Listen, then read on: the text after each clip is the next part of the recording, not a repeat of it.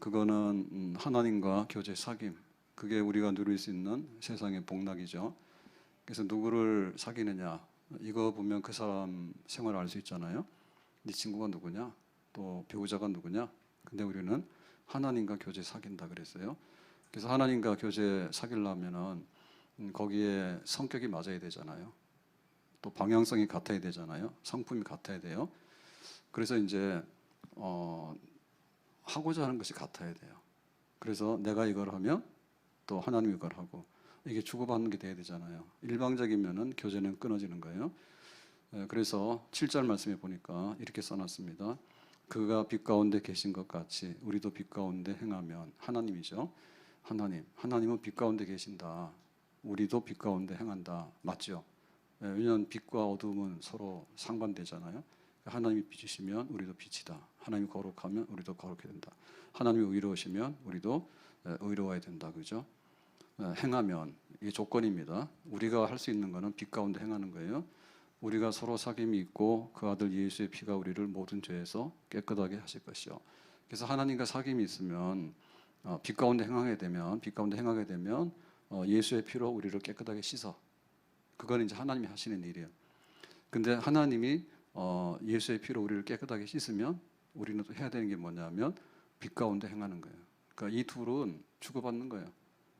하나님이 깨끗하게 해놓으면 우리는 빛 가운데 거하고, 우리가 빛 가운데 거하면 그 사람은 예수의 피로 깨끗한 사람이에요. 더러운 사람이 아닌 거죠. 그래서 이거는 함께 유기적인 거고, 함께 상호작용을 하는 거고, 함께 공유하는 겁니다. 함께 서로 하는 것을 공유하는 거예요. 내가 하면 받아서 이렇게 하고, 우리가 하면 하나님이 받아서 하고, 하나님이 하면 우리가 받아서 하고, 이렇게 되는 거예요. 그래서 이것은 몸의 한 지체와 같아요. 그래서 몸에는 머리가 있는데 지체가 많죠. 팔, 다리, 오장육부, 이게 다 한 생명 덩어리입니다. 그래서 하나만 안녕한다 해가지고 온몸이 다 안녕하는 건 아니에요. 그러니까 모두가 다 공동으로 느끼는 거잖아요.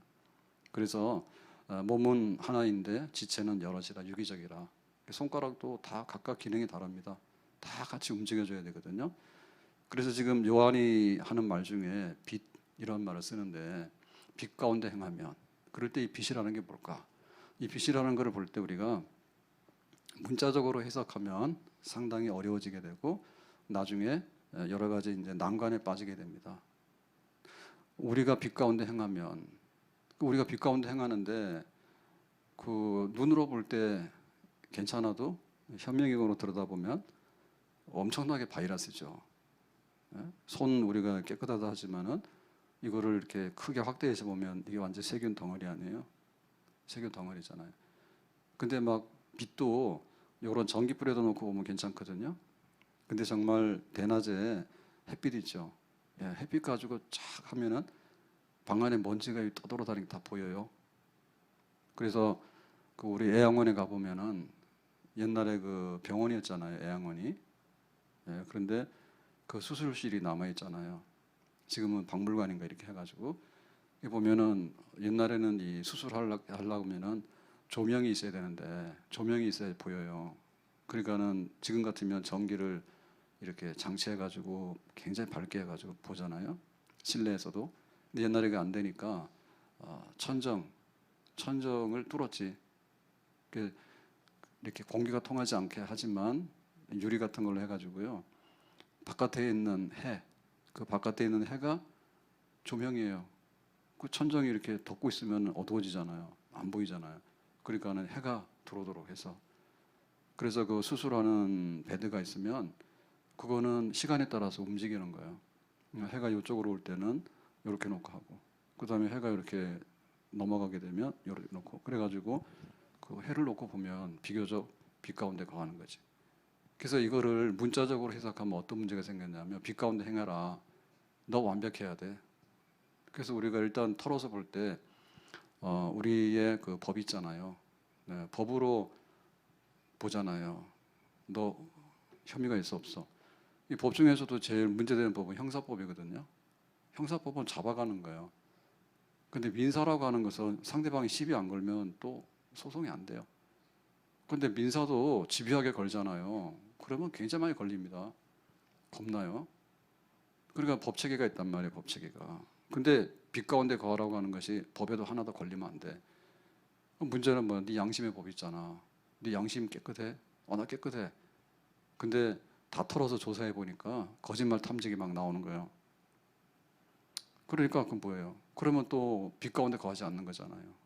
더군다나 하나님 앞에 이렇게 내놓으면은 속일 수가 있는가요? 내 깐에는 잘한다 했는데 하나님 보실 때 형편없잖아요. 그러면 여기 빛 가운데 행하면이라고 할 때 죄 사함을 받는다, 깨끗하다 이렇게 했는데 여기에 해당하는 사람이 누가 있을까요? 만약에 여기에 해당하는 사람이면 10% 정도 끊으면 될까? 세상에서 10%면은 우수한 사람들이에요. A, 수. 근데 그것도 들여다놓고 보면은 또 흠이 많거든요. 그 나중에는 뭐냐면 1%? 아니 0.1%?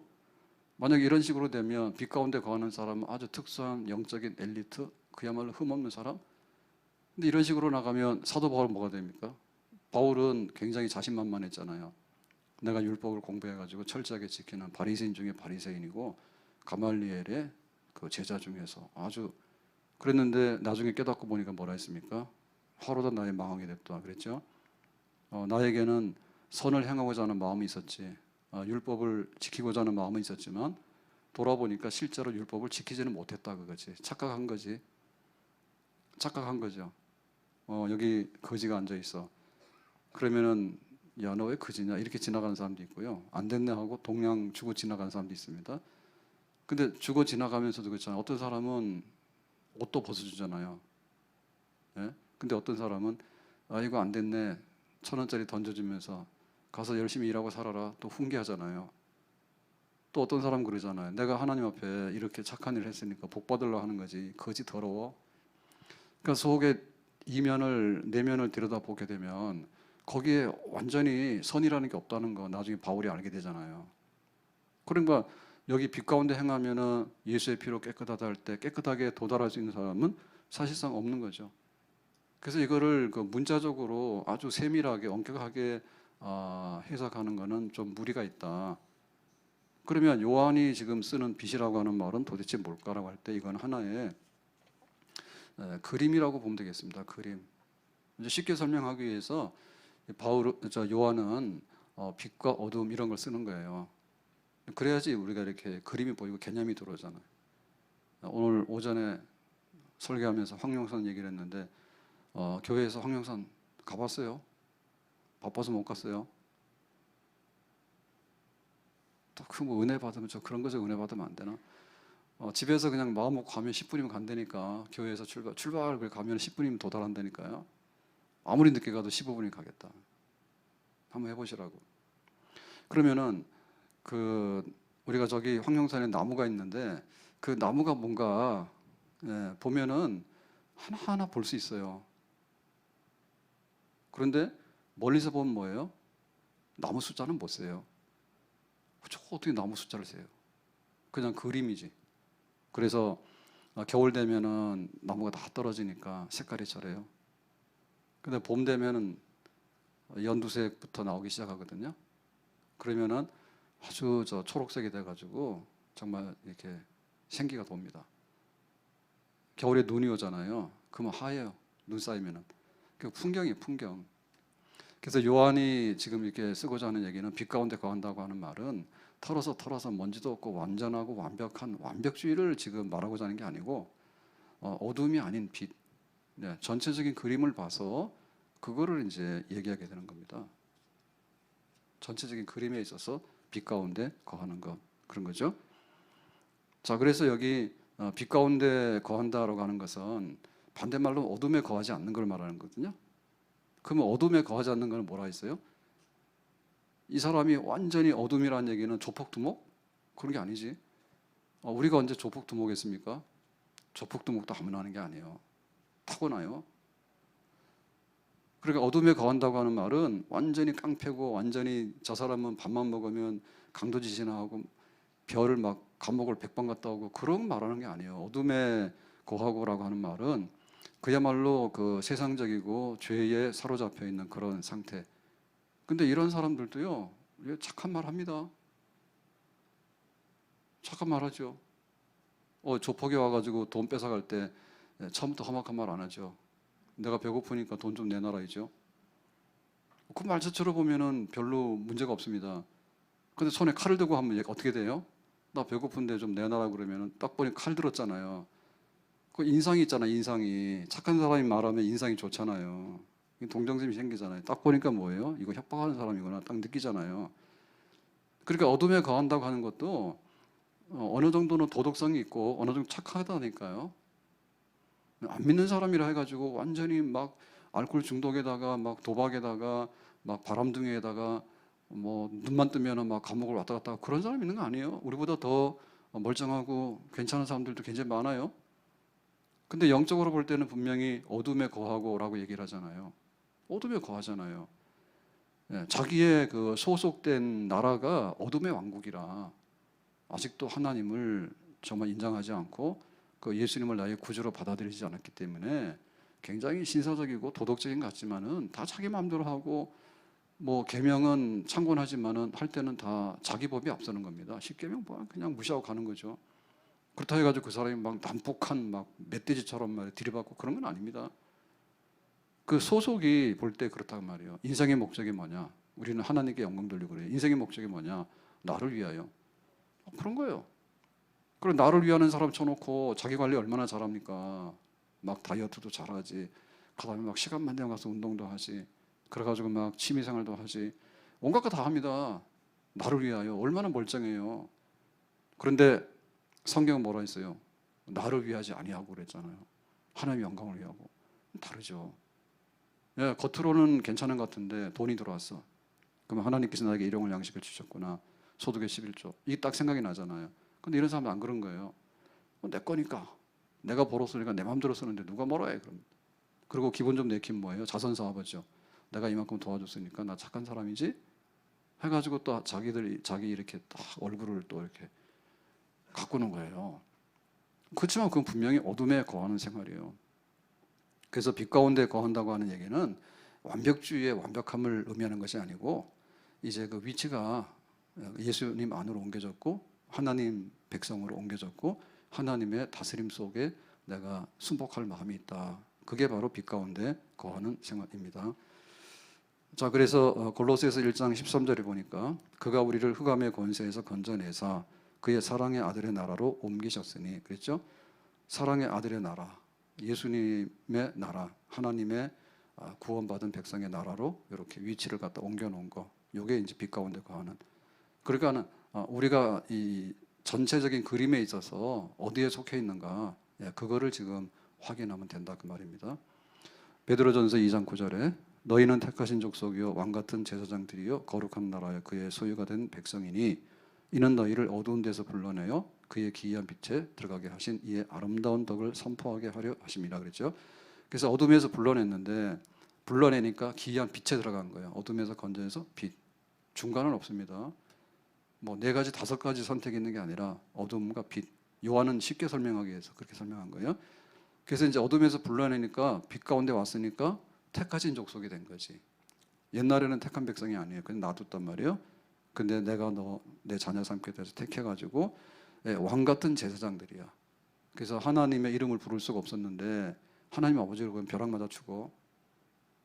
네가 왜 내 이름 함부로 불러 그랬단 말이에요. 근데 이제는 예수님의 이름으로 하나님 아버지라고 하니까 제사장으로서 우리가 하나님께 나가서 기도도 할 수 있고 그리고 하나님과 함께 다스리고 통치하는 권세가 있죠. 지금은 우리가 별로 힘이 없거든요. 근데 나중에 지금은 마귀들이 세다고. 마귀들이 왕이요. 근데 이제 마귀들이 심판받을 때 우리가 하나님의 보좌 옆에서 맞아요. 제 마귀짓 했어요. 라고 우리가 할 거예요. 그래서 우리가 같은 왕 같은 제사장입니다. 지금 우리는 대접을 못 받아요. 그래서 어떨 때 누명을 쓰고 죽기도 하고 막 잡혀가기도 해요. 누명을 쓰고. 근데 나중에 왕이 이제 의의 최후의 심판할 때 그때 하나님 왕이잖아요. 그때 옆에 서가지고 맞아요. 나는 죄가 없는데 죄가 진짜 죄인이에요. 라고 하면서 죄인이 심판받고 무릎 꿇는 것을 우리가 볼 거예요. 그래서 함께 왕 같은 하나님 왕이니까 우리는 왕국의 백성으로서 왕과 함께 통치하는 그런 권세를 누릴 백성. 그게 바로 어둠에서 빛으로 옮겨온 거죠. 거룩한 나라 소유가 된 백성이다 했죠. 이제 구별된 나라 또 하나님의 소유, 하나님께서 책임져 주시는 백성. 이렇게 우리가 그 진영을 옮겼다 하죠. 북한하고 남한하고 달라요. 저기는 밤만 되면 어둡고요. 남한은 밤만 되면 반짝반짝해. 전기 사정이 좋아가지고. 예, 저쪽에는 먹고 사는 게 힘들어가지고 그러는데 우리는 다이어트 하는 게 힘들어. 그렇죠? 세상에 안 되는 게 다이어트지. 북한 사람은 먹을 게 없어. 차원이 다른 거예요. 그러니까 우리가 요 빛 가운데로 옮겨졌는데 요런 생활. 그러니까 이 빛 가운데 옮겨졌을 때 이제 소극적인 면에서 나타날 수 있는 것은 뭔가 하면 나는 죄 가운데 출생했습니다. 나는 원죄를 바꿔놨습니다. 예. 나는 하나님을 인정할 수 없는 그런 태중에서부터 그런 사람으로 나왔습니다. 다 그렇죠. 태어나가지고 만세 불렀는데 하나님이 계시는 것과 하늘에 계신 우리 아버지 이렇게 줄줄 하는 아이는 없어요. 그런 아이는 없어요. 그러니까 우리는 죄 중에서 출생한 게 맞고요. 어린 시절부터 그야말로 하나님의 진노의 자식이에요. 하나님 앞에 정말 쓸 수 없는 육신의 혈통이라고 하는 것은요, 전부 다 그 죄를 뒤집어 써가지고 다 똑같아요. 그래서 뭐 100일도 못하고 죽어도 할 말 없는 거예요. 뭐 돌 못하고 죽어도 할 말 없는 거예요. 하나님의 진노 아래 있는데 벼락 안 맞으면 다행이고 벼락 맞으면 마땅한 거 그런 겁니다. 영적으로 볼 때. 근데 그거를 그 빛의 자녀는요, 그걸 깨닫는 거, 인정하는 거예요. 왜? 빛 가운데 와서 보니까 우리가 그런 자리에 있었던 사람이다 그거죠. 그래서 사탄의 종로로 타고 살았다. 하나님 시키는 일은 안 합니다. 사탄이 시키는 일은 연락에 합니다. 하나님 반대편에 서가면 연락에 운동합니다. 근데 하나님 편에 쓰라고 그러면은 아주 극렬하게 또 걷어찼습니다. 바울처럼. 바울이 얼마나 예수님 반대편에 섰어요. 가시채를 뒷발질하기가 얼마나. 가시채 그거를 그냥 뒷발로 차니까 정말 그 하나님 대적하는데 피투성이가 돼도 계속 차잖아요. 밀어내가지고. 우리가 그렇게 살았다니까. 사탄의 종로로 사고 죄의 종로로 사고.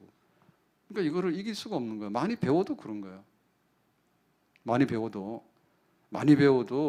이 사탄의 종로로 사는 거고, 뭐 돈이 많아도 사탄의 종로로 하는 거고. 마지막 가서 보면 삐딱하고 하나님 사랑, 이웃 사랑하라는데 잘 안 돼. 그러니까 그렇게 살았다 그죠.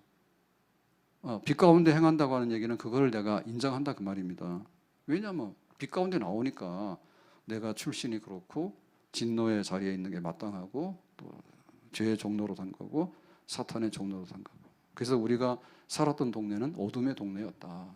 어둠의 동네였다. 그게 막 강도가 되고 뭐 전과자가 이렇게 된 게 아니라 그 태생 자체가 인생관과 또 하나님께 목적을 두고 살아가는 영적 생활에 있어서 우리가 흑암 가운데 살았다. 나는 죄 가운데서 행하면서 살았다. 그거를 깨닫는 것, 소극적이지만 그것이 바로 이 빛 가운데 행하는 생활이 되겠습니다. 그러니까 이제 이런 거를 깨닫고 알았다라고 할 때 요거는 머리로서 이제 인정을 하는 거거든요. 그러면은 어떤 것이 또 나와야 되는가 하면 그 마음에 있어서도 내가 지금 빛 가운데 있다는 얘기는 어두운 가운데 있을 때 그 슬픔을 자기가 느낄 줄 알아야 돼요. 그러니까 죄에 대한 비통함을 이거를 느껴야 돼요. 죄 짓고 나서 그래서 다윗이 남긴 시편 중에 보면 시편 23편 목자의 노래가 유명하잖아요. 여호와는 내 목자시니. 근데 그것만큼 유명한 게 시편 51편 밧세바 사건에 죄 짓고 나서 자기가 참여하면서 짓는 회개의 시가 시편 51편이잖아요. 양의 털과 같이 눈과 같이 희게 해주시고 그렇죠. 그래가지고는 자기가 그 여름 가뭄의 마름처럼 또 뼈가 위골되는 것처럼 그런 죄 상태에 있을 때 아픔이 있었습니다라고 하잖아요. 그러니까 빛 가운데 행하는 사람은 그 죄의 상태에 있을 때 그거를 굉장히 슬퍼해야 됩니다. 정말 내 그때 달콤했는데 정말 정신 나간 사람 많거든요. 내가 이렇게 적당히 믿어야 되는데 이렇게 열심히 믿어가지고 이렇게 교회에 붙들려가지고 주일만 되면 어디 가지도 못하고 정말 이렇게 내 인생이 이렇게 쪼그라들어가지고 이런 사람들이 있어요. 교회 왔다 갔다 하면서도. 네? 그 죄에 대해서 슬픈 걸 모르는 거예요. 죄에 대해 슬픈 걸 모르는 거예요. 돌아다니면서 어둠에 행할 때 한 게 뭐예요? 먹었는데 누굴 위해서 먹었어? 나를 위해서 먹었잖아. 먹고 마실 때마다 하나님 영광에서 먹고 마시라 했는데 그럼 못했잖아요. 그런 게 슬프지 않아요? 예? 밥상에 앉았을 때 오늘 내가 갈비 먹고 싶은데 갈비가 없어 슬픕니까? 내가 사는 게 왜 이럴까? 하나님 영광에 살아야 되는데 밥 먹고 그거를 못 느끼면은 아직도 어둠의 자식이에요. 빛 가운데 행하는 그런 거예요. 내가 지난날 그 많은 것을 먹어치웠는데 한 트럭은 먹었을 거라 아마? 한 트럭이 먹어요? 정말 돼지같이 많이 먹어가지고 얼마나 많이 먹었는지 평생 먹은 거 생각하면 얼마나 산더미처럼 먹었잖아. 코끼리는 하루에 얼마나 먹는지 모른다. 다 뜯어 먹잖아요. 죄송합니다.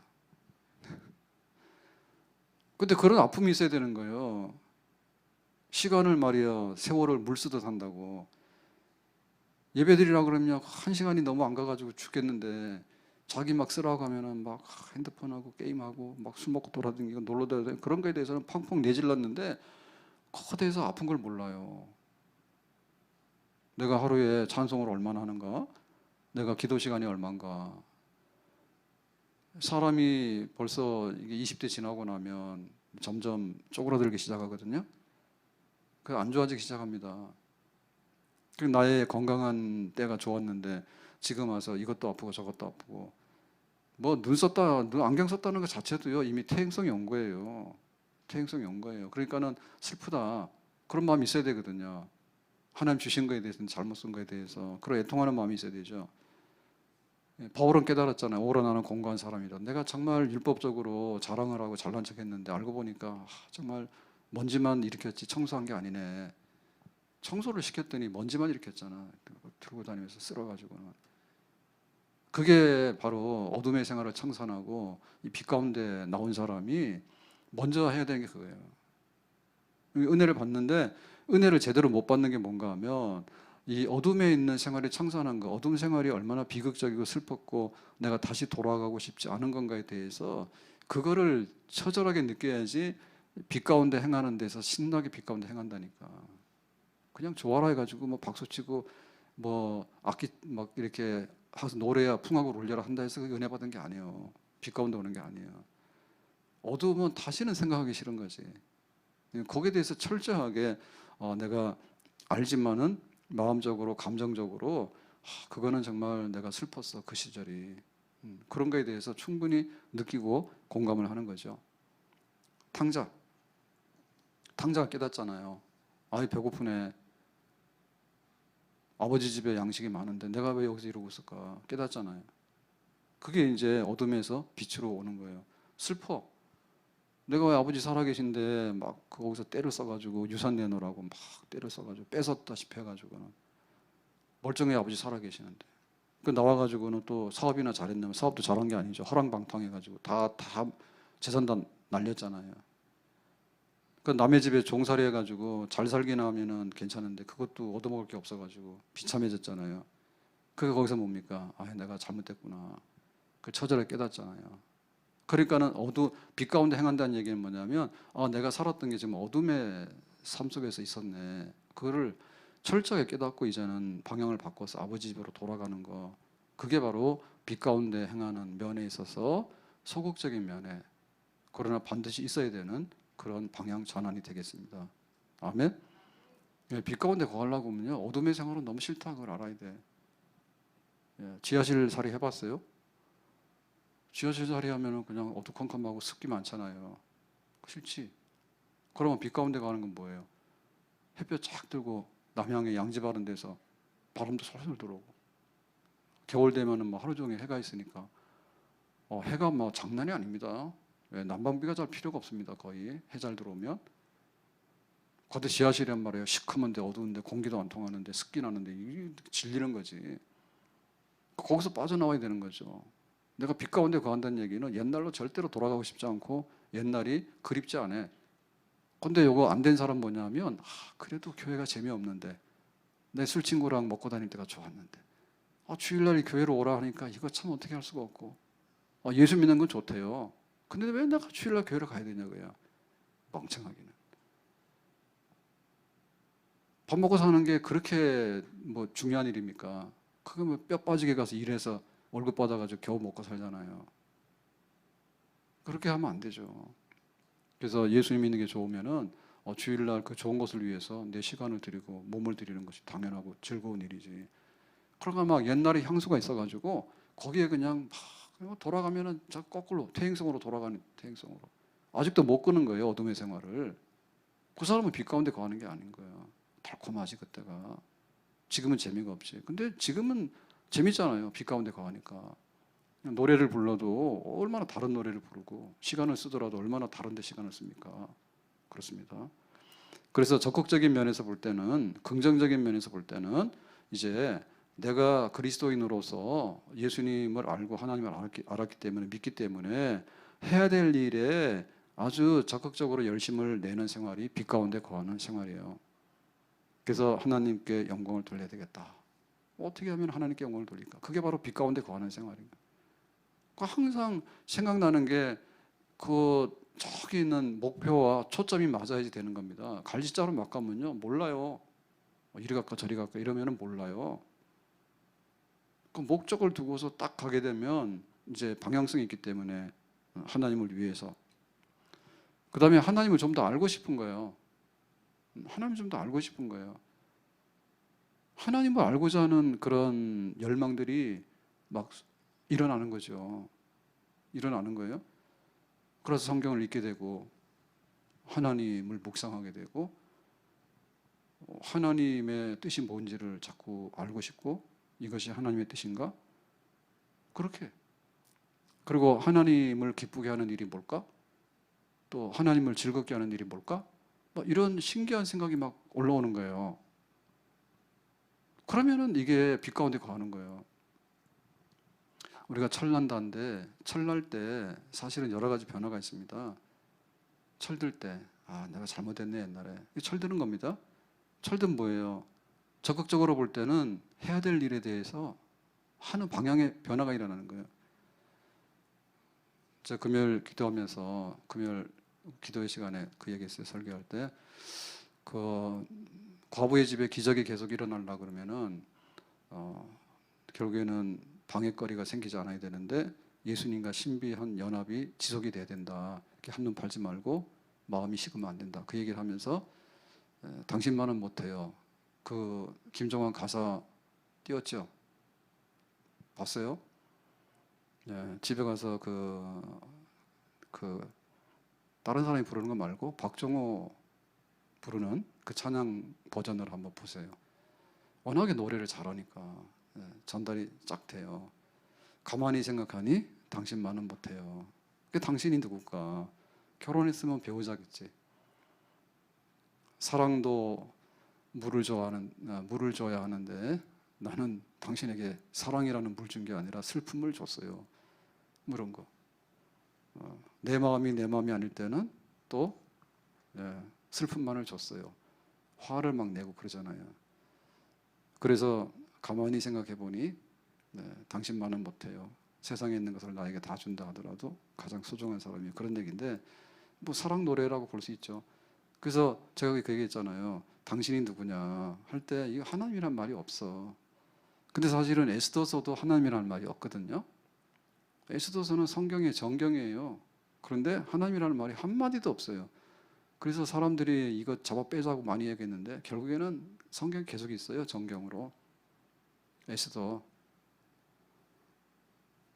뭐 그런 차원의 것은 계시의 차원은 아니겠지만 나는 당신에게 대해서 참 약속도 지키지 못하고 세상 일에 바빠가지고 철없이 덤벙거리다가 부인 아내한테 속이나 썩이고 그랬다고. 그래서 그게 이제 생각이 딱 나지.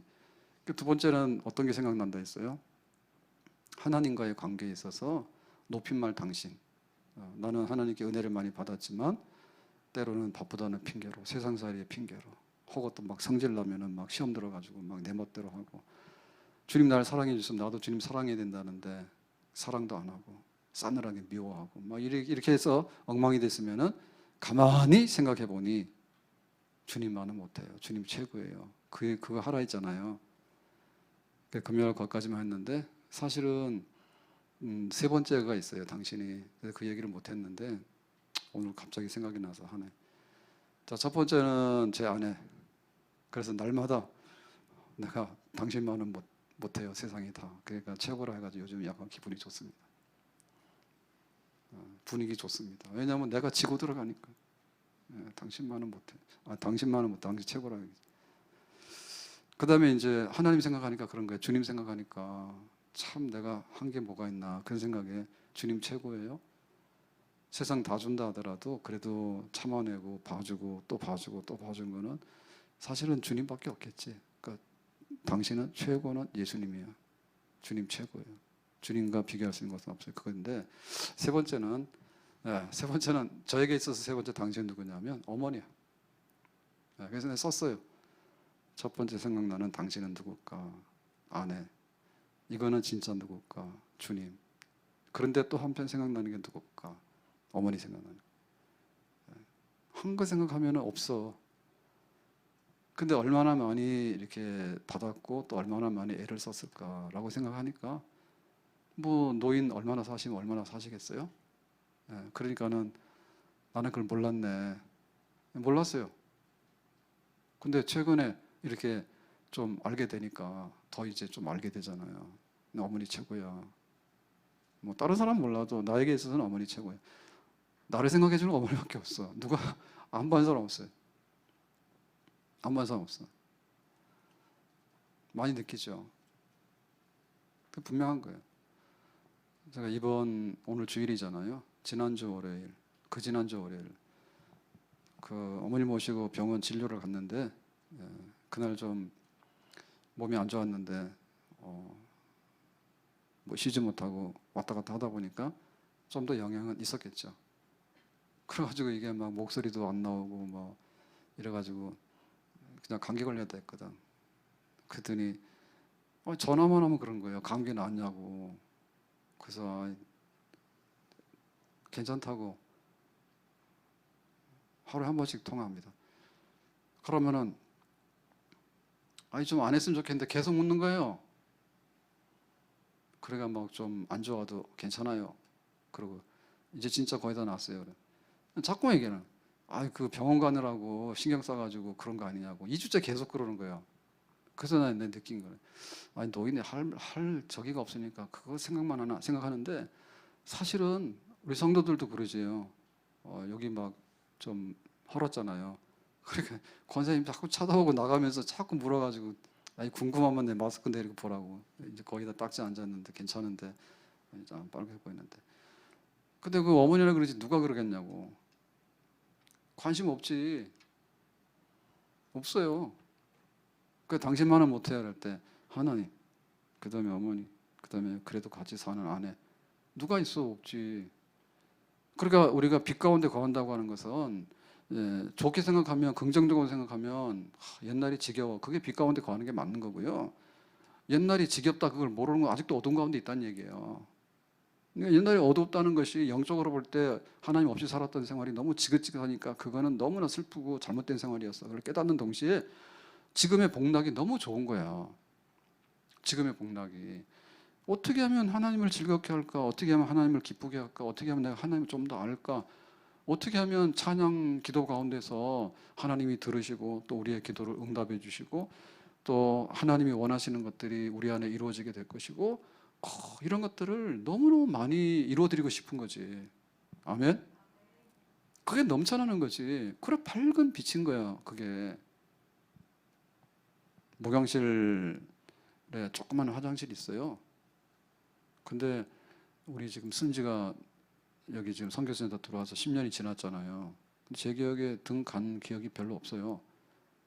그 눈이 이제 더 나빠져서 그런지 어두워. 그래서 참다 안 돼가지고 이번에 이게 전구 좀 밝은 걸로 바꾸자 해서 바꿨어요. 그러니까 좀 나아요. 좀 나아요.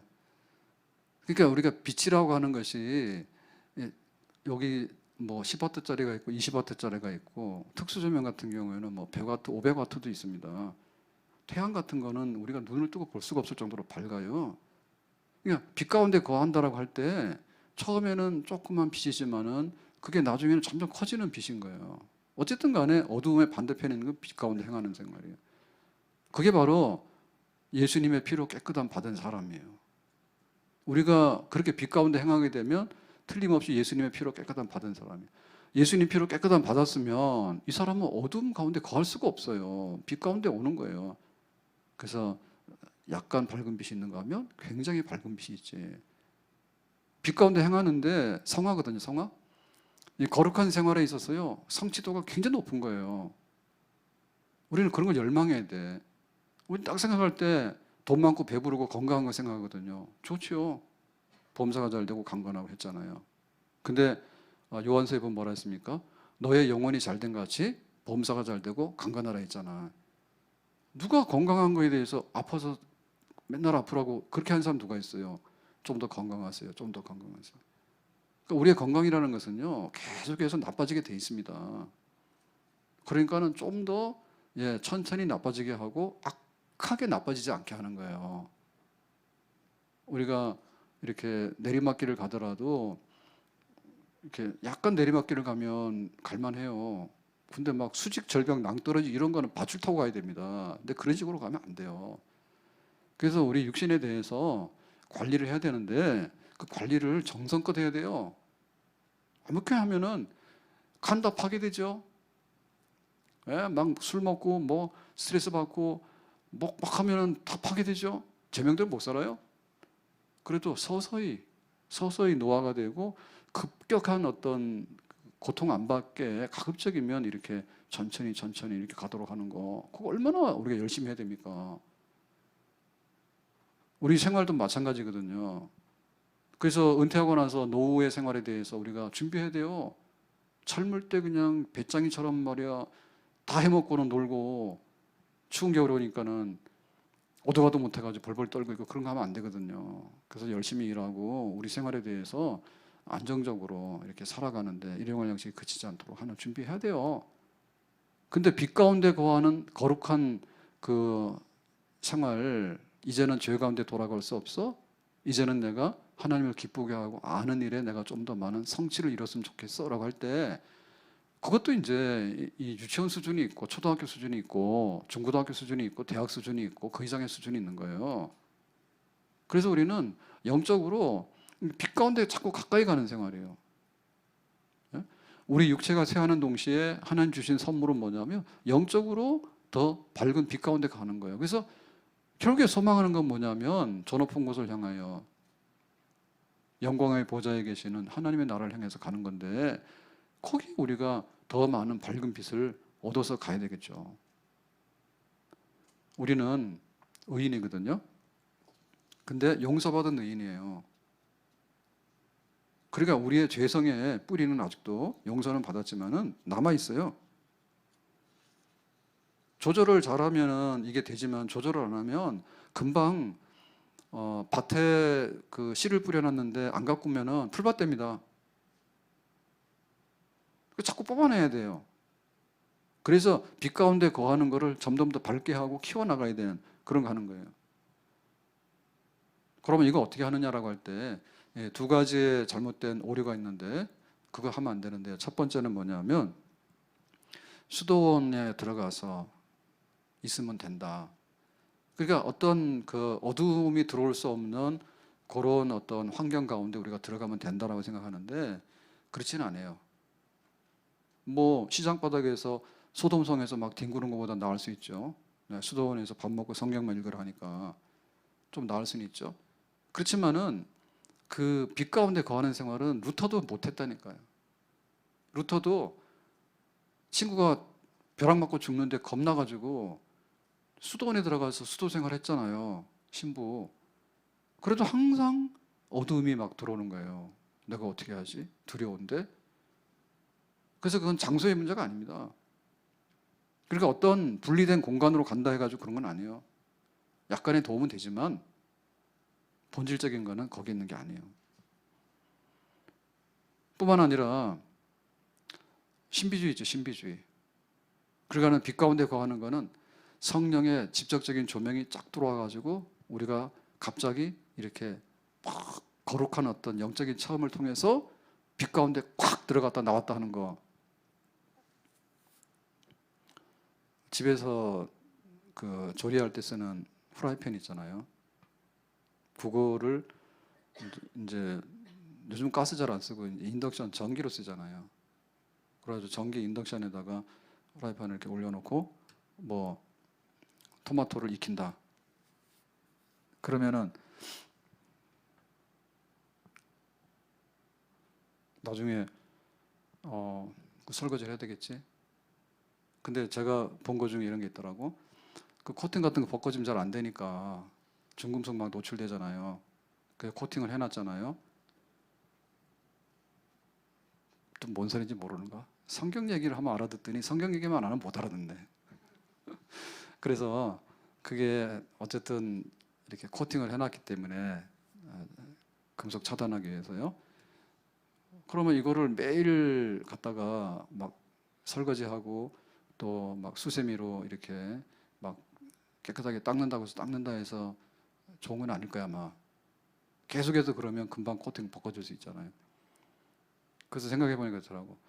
거기 인덕션 쓰면은 막 한 220도 이렇게 온도가 올라온단 말이에요. 그러면은 약간 했을 때 물로 그냥 이렇게 싹 세척해 가지고 막 이렇게 막 문지르지 않더라도 뭐 특별히 막 기름진 거 아니면 뭐 야채 정도 살짝 볶고 하는 거는 되지 않을까 이런 생각이 있긴 있어요. 그래서 그걸 하려고 딱 생각해 보니까 그게 생각이 나더라고. 220도를 갖다가 수돗물 뭐 한 이렇게 나오는 거 온도가 좀 낮잖아요. 갖다가 막 들이부면은 별로 오래 못 쓸 것 같더라고.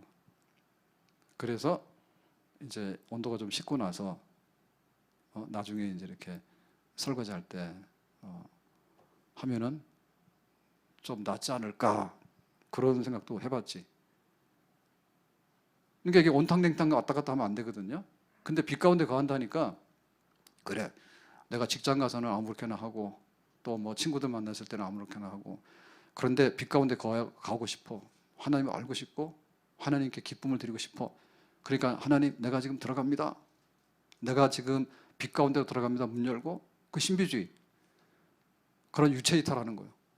그래서 막 이렇게 하니까 갑자기 막 자기는 온데간데 없고 세상은 온데간데 없고 막 신비로운 경험을 통해서 막 환상을 보고 막 하나님을 직접 보고 말이요.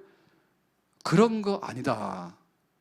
빛 가운데 거한다고 하는 것이 어떤 막 신비로운 이런 성경이라든지 혹은 이런 거를 다 생략해버리고 어떤 영적인 작용에 의해서 갑자기 막 신비로운 세계가 있는데 거기에 붕덩 들어갔다가 또 출근하러 나와야지 어떻게. 부부싸움 할 때는 또 딴 집보다 더 크게 싸우더라고. 그런 집은 엄청나게 열날 싸우더라고. 그래놓고 또 은혜가 되면 또 그냥 신비로운 세계에 들어갔다 나갔다. 그런 거 아니에요.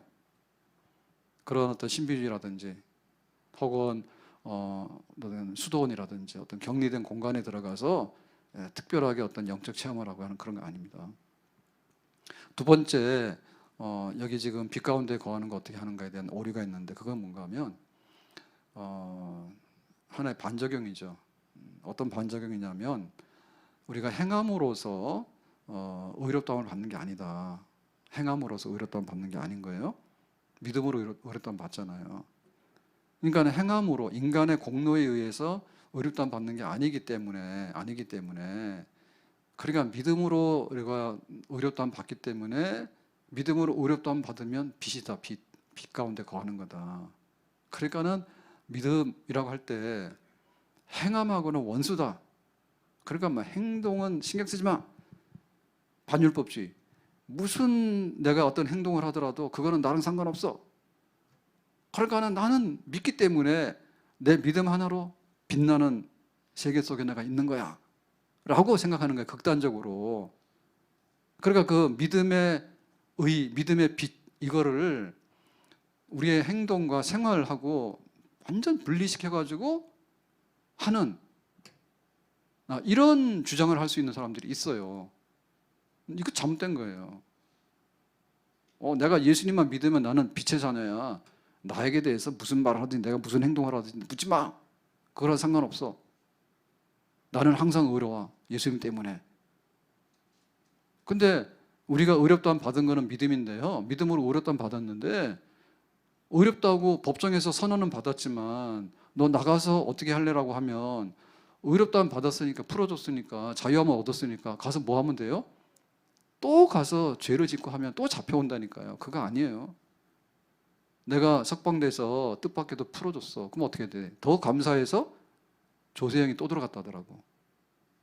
도둑놈 조세형인가? 조세형 맞아요. 조시 있잖아요. 그 80이 넘었는데 또 나왔는데 또 잡혀갔대. 또 훔쳐가지고. 그러면은 내가 예수 믿어서 거기도 예수 믿는다고 간증하고 다녔잖아요. 여기 다녔다고 왔어요. 막 간증하고 전국으로 다 다녔습니다. 내가 옛날에 도둑이었는데 이젠 내가 예수 믿어서 말이야. 그래가지고 간증하고 막 다녔잖아. 그 나와가지고는 막 잡혀가고 또 일본 가가지고 도둑질할 때 잡혀가고 또 한국 가서 또 잡혀가고 할아버지 다 됐는데 또 나오니까 또 하가 또 잡혀가고 얼마 전에 또 잡혀갔어. 그러니까 절대적으로 나는 믿음으로 의롭다함 받아서 빛 가운데 거하기 때문에 내 행동에 대해서 묻지 마. 그게 아니라니까. 연관이 있는 거예요.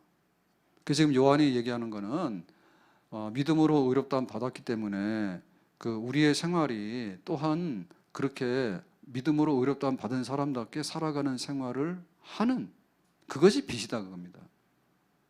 내가 의롭다함 받았기 때문에 행동이나 생활은 묻지 마. 그게 빛이 아니고. 고린도전서 6장 9절 불의한 자가 하나님의 나라를 유업으로 받지 못할 줄을 알지 못하느냐. 하나님 나라 상속하는 자녀가 되려면 불의한 가운데 있으면 안 돼요. 우리가 믿기 전에는 불의한 가운데 있었어. 근데 예수님의 피로 씻어가지고 너 이제 의인이야 빛의 자녀라고 했으면은 의인이고 빛의 자녀처럼 살려고 노력을 해야 되지. 미혹을 받지 말라. 음행하는 자나 우상숭배하는 자나 간음하는 자나 탐색하는 자나 남색하는 자. 10절 도적이나 탐욕을 부리는 자, 술 취하는 자, 모욕하는 자, 속여 빼앗는 자들은 하나님의 나라를 유업으로 받지 못하리라. 그러니까 이런 거를 하면 빛의 자녀 아니라 얘기야. 나 예수 믿고 깨끗해졌는데 아니야. 예수 믿고 깨끗해졌으면 이거 하라고 그래도 잘 못해요. 도둑질 하라 그러면 아니지. 내가 이래가지고 다른 사람을 내가 도와야 되지. 왜 남의 걸 훔쳐오나 나는 못해. 그런다니까요. 우상숭배하라 그러면 하나님 섬겨야 되는데 내가 왜 우상숭배를 왜 해? 나 못해. 이렇게 하는 게 정상인 거예요. 빛의 자녀는 내가 예수만 믿으면 죄사함 받기 때문에 내 행동에 대해서는 상관없어 라고 어거지를 부리면 그거는 아니다 얘기죠. 이 얘기는 그 요한의 얘기인데 요한의 얘기가 믿음으로 빛의 자녀, 거룩한 자녀 그 믿음 안에는 자기의 행동과 자기의 삶이 거기에는 포함이 되어 있다. 이 얘기를 하는 것은 요한의 얘기만 아니라 바울의 얘기도 그렇습니다.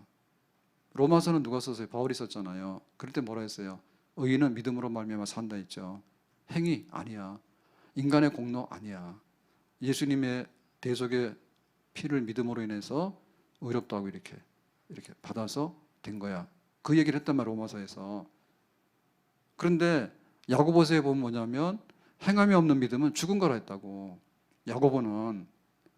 그래서 행함이 없으면 죽은 믿음이라 했으니까 바울하고 야고보하고 반대네? 라고 생각하면 안 되는 거예요. 바울이 이 믿음으로 의롭다함 받는다는 얘기는 의롭다함을 받으면 당연히 행동도 변화되는 믿음이라고 하는 거기 전제되어 있는 거예요.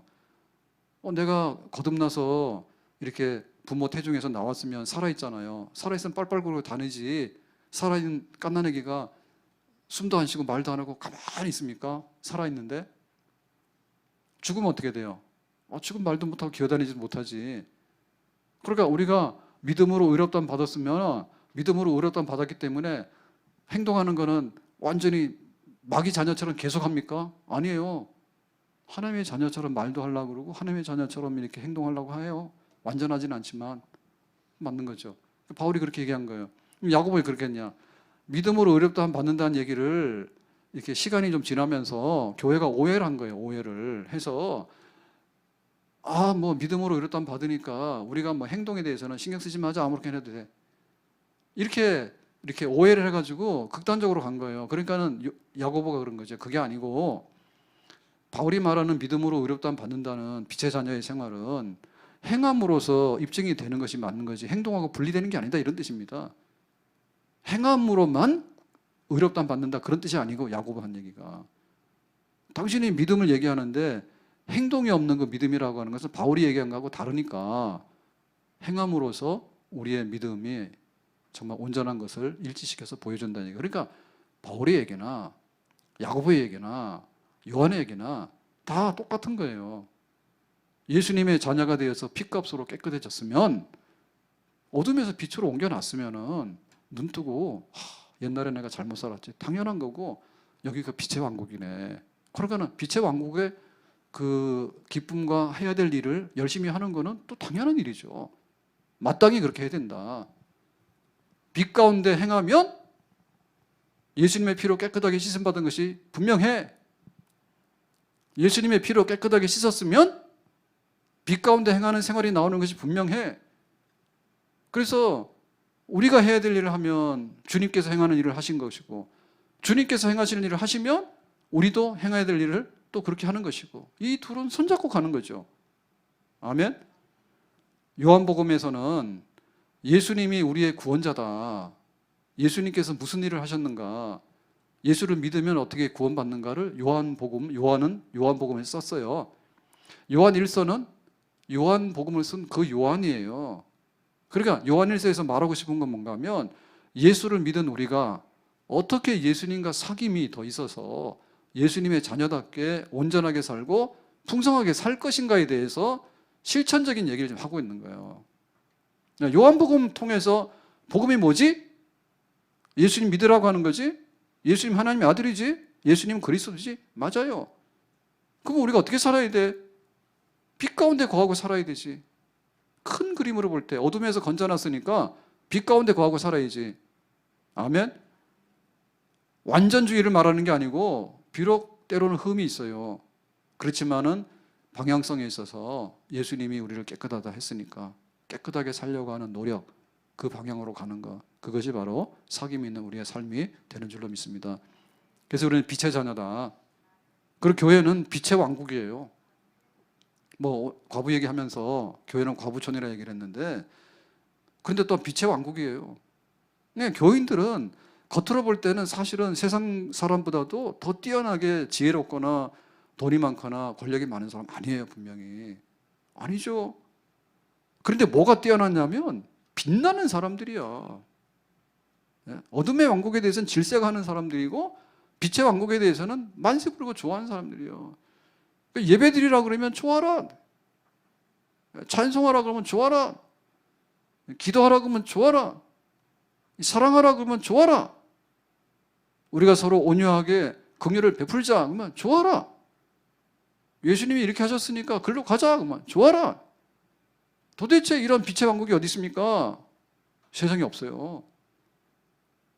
이 돈이 왔다 갔다 하는 이런 데는요, 전부 다 돈 가지고 다 얘기를 합니다. 그거 안 하면 안 돌아가요.